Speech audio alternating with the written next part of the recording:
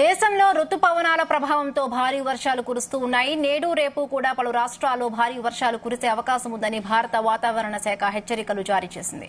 ఈశాన్య బంగాళాఖాతంలో అల్పపీడనం కారణంగా పశ్చిమ బెంగాల్, ఒడిశా, జార్ఖండ్, దక్షిణ ఛత్తీస్గఢ్లోని గంగా తీరాలలో సెప్టెంబర్ 15వ తారీఖు వరకు భారీ నుండి అతి భారీ వర్షాలు కురిసే అవకాశం ఉందని తెలిపింది. ఇది కాకుండా ఉత్తరాఖండ్, యూపీ, మధ్యప్రదేశ్, జార్ఖండ్, సిక్కిం, మహారాష్ట్ర, గుజరాత్ అన్ని ఈశాన్య రాష్ట్రాలలో రాబోయే 3 రోజులు భారీ నుండి అతి భారీ వర్షాలు కురుస్తాయని ఐఎండీ హెచ్చరికలు జారీ చేసింది. ఇక మరొకవైపు మిజోరాం, త్రిపుర, అసోం, మేఘాలయ, బీహార్, ఛత్తీస్గఢ్, ఒడిశా, జార్ఖండ్ ప్రాంతాల్లో ఇవాళ రేపు చాలా చోట్ల తేలికపాటి నుండి మోస్తరు వర్షాలు కురిసే అవకాశం ఉంది.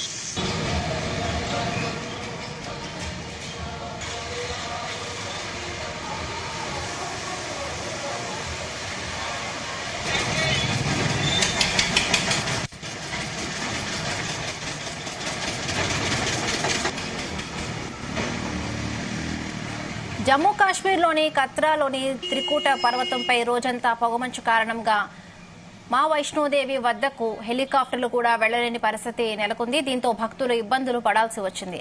జ్యోతిర్మఠం మలారి రహదారిని మూసివేయడంతో 47 మంది వ్యక్తులు మార్గమధ్యంలో చిక్కుకుపోయారు.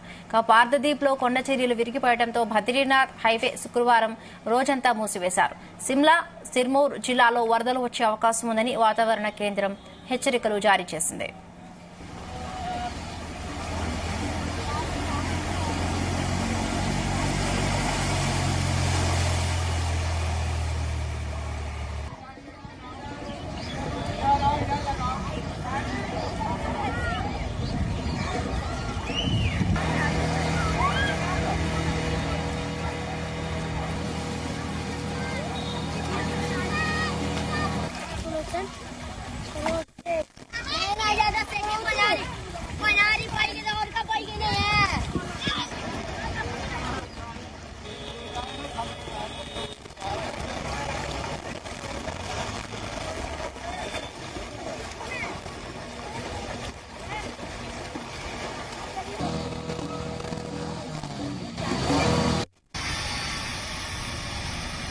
పశ్చిమ హిమాలయ రాష్ట్రాలైన హిమాచల్ ప్రదేశ్, ఉత్తరాఖండ్లో భారీ వర్షాల కారణంగా అనేక చోట్ల కొండ చర్యలు విరిగిపడడంతో జాతీయ రహదారులతో సహా 400 మందికి పైగా రహదారులపై ట్రాఫిక్ నిలిచిపోయింది.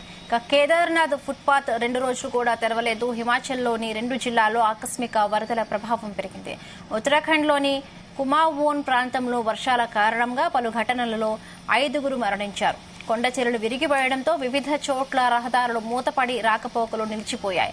వర్షాల కారణంగా పలు జిల్లాల్లో పాఠశాలలు మూతపడ్డాయి.